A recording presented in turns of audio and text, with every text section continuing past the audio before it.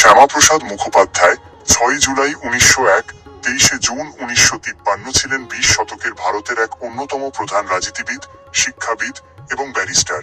তিনি স্বাধীন ভারতের প্রথম শিল্প ও বাণিজ্য মন্ত্রী এবং ভারতীয় জনতা পার্টির পূর্বসূরি ভারতীয় জনসংঘ এর প্রতিষ্ঠাতা। পশ্চিমবঙ্গের ইতিহাস এবং ভারতের রাজনীতিতে তার ভূমিকা অত্যন্ত গভীর। জীবন ও কর্মের মূল দিকগুলো: ১. শিক্ষাজীবন ও কলকাতা বিশ্ববিদ্যালয়। তিনি ছিলেন প্রখ্যাত শিক্ষাবিদ স্যার আশুতোষ মুখোপাধ্যায়ের যোগ্য পুত্র।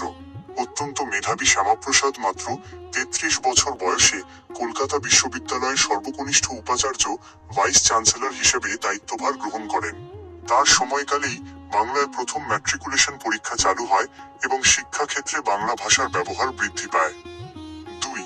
পশ্চিমবঙ্গের প্রতিষ্ঠাতা হিসেবে ভূমিকা: ১৯৪৭ সালে ভারত বিভাগের সময় যখন পুরো বাংলা প্রদেশটি পাকিস্তানের অন্তর্ভুক্ত হওয়ার সম্ভাবনা তৈরি হয়েছিল, তখন শ্যামাপ্রসাদ মুখোপাধ্যায় তীব্র আন্দোলন গড়ে তোলেন। তিনি দাবি করেন যে ভারতের অখণ্ডতা রক্ষা না হলে অন্তত হিন্দু প্রধান এলাকাগুলো নিয়ে যেন ভারতের অংশ হিসেবে একটি আলাদা রাজ্য গঠন করা হয়। তার এই অনমনীয় ভূমিকার কারণেই আজকের পশ্চিমবঙ্গ ভারতের অংশ হিসেবে মানচিত্রে স্থান পায়। এই কারণে তাকে পশ্চিমবঙ্গের প্রতিষ্ঠাতা বলা হয়ে থাকে। ৩. রাজনৈতিক জীবন ও জনসংঘ প্রতিষ্ঠা। স্বাধীন ভারতের প্রথম মন্ত্রিসভা ১৯৪৭ সালে জওহরলাল নেহরুর অন্তর্বর্তীকালীন সরকারে তিনি শিল্প ও বাণিজ্য মন্ত্রী হিসেবে যোগ দেন। ভারতের প্রথম শিল্পনীতি তার হাত ধরেই তৈরি হয়েছিল।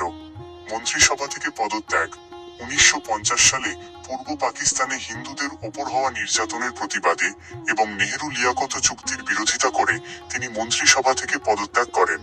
জনসংঘ গঠন: ১৯৫১ সালের অক্টোবর মাসে তিনি আরএসএস এর সহযোগিতায় ভারতীয় জনসংঘ প্রতিষ্ঠা করেন, যা বর্তমান ভারতীয় জনতা পার্টি বিজেপি এর মূল ভিত্তি।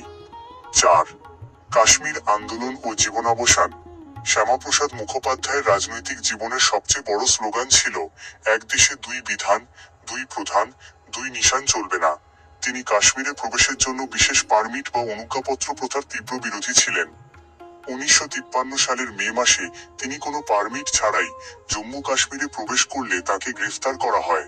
২৩ জুন ১৯৫৩ তারিখে শ্রীনগরে বন্দী অবস্থায় রহস্যজনকভাবে তার মৃত্যু হয়, যা আজও ভারতের রাজনৈতিক ইতিহাসে একটি বড় বিতর্কের বিষয়।